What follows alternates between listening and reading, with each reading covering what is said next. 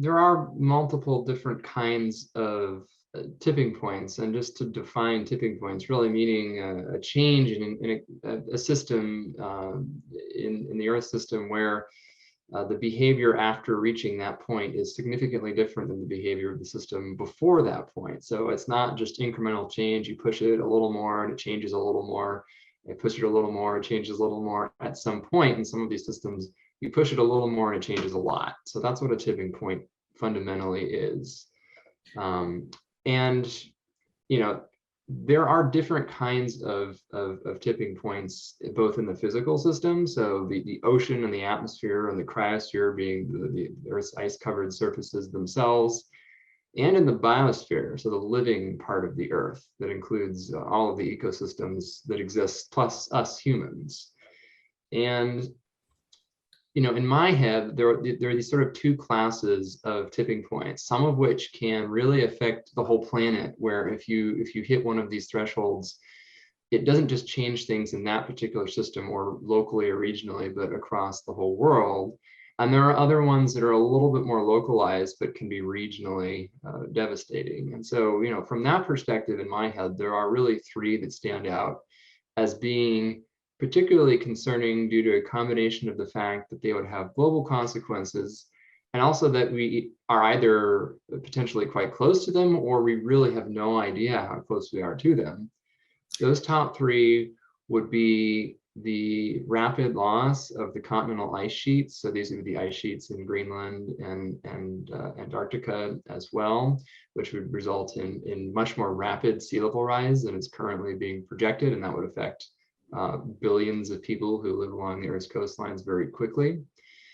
There is the potential dieback of the Amazon rainforest, whereby a drying and warming of that rainforest essentially initiates a self-reinforcing feedback loop where the forest, which historically generates a lot of its own rainfall by re-evaporating moisture into the atmosphere and raining back out again. Once you start to lose enough of that forest, you don't get as much rain, which means you lose more of the forest, and you get even less rain and you lose even more of the forest, until the point where you don't necessarily have a forest anymore at all. You might have a savanna, so grassland with trees mixed in, and that has global consequences because of what it means for the carbon cycle. The tropical rainforests sequester a tremendous amount of carbon at present, and if they collapse, they won't do so in the future. That's all carbon that would enter the atmosphere and cause, you guessed it, more global warming. And the third one that I think particularly concerns me are potential for feedbacks in the Arctic carbon cycle as well. So these might arise from the thawing of permafrost, for example, and the increased microbial activity that occurs in these newly thawed soils and marshes and peatlands, and also the fact that we're now seeing large wildfires even north of the boreal forests. Siberia? in Siberia. So not only are we seeing more of these boreal forest fires, which can themselves release a lot of carbon when those trees burn across vast acreages, but we're also seeing fires and methane emissions in the Arctic tundra. So places even farther to the north that were historically even colder than the boreal forests are seeing even more rapid changes. And that's sort of an emerging potential tipping point that wasn't even really being talked about all that much 5 or 10 years ago, but it's really jumped forward ahead of some of the other ones that were being talked about 5 or 10 years ago as one that really might have significant implications in the coming decades.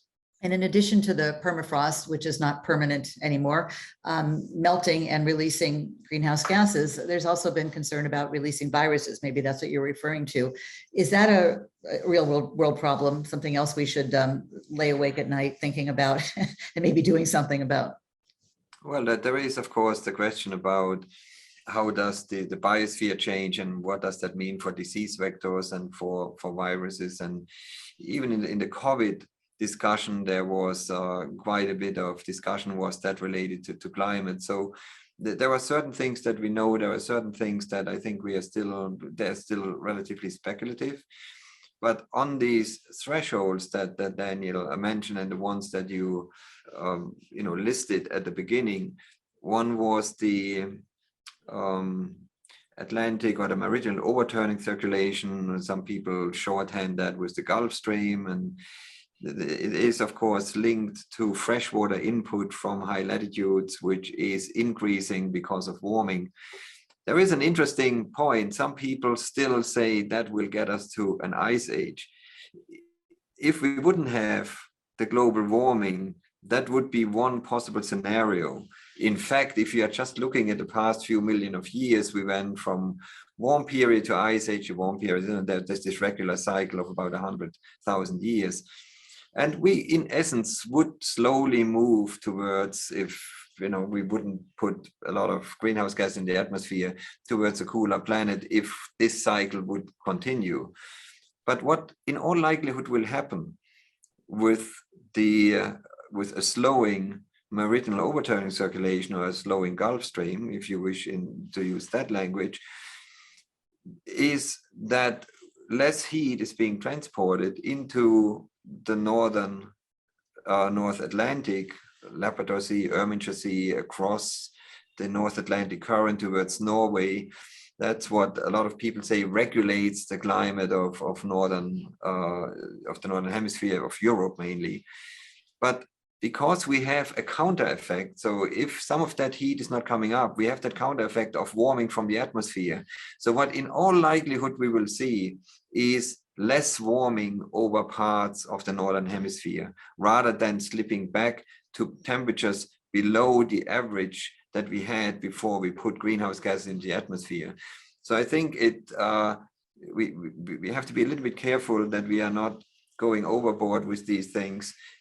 And slipping into an ice age, in my view, is highly unlikely. Most likely what we will see is a dampening of the warming over the North Atlantic. So that's one of these features that we are seeing that are contemplating what do they mean. I'm more worried about what does a change in the internal dynamics of a major part of the ocean mean for ocean dynamics, for the biology, the ecosystems that are related to that, and the interaction with the land. So that is something where we have to pay quite a bit of attention to. But the fear going towards an ice age, in my mind, is very, it might be a little bit overdone. Personally, I feel we will not get there. We just will offset some of the warming.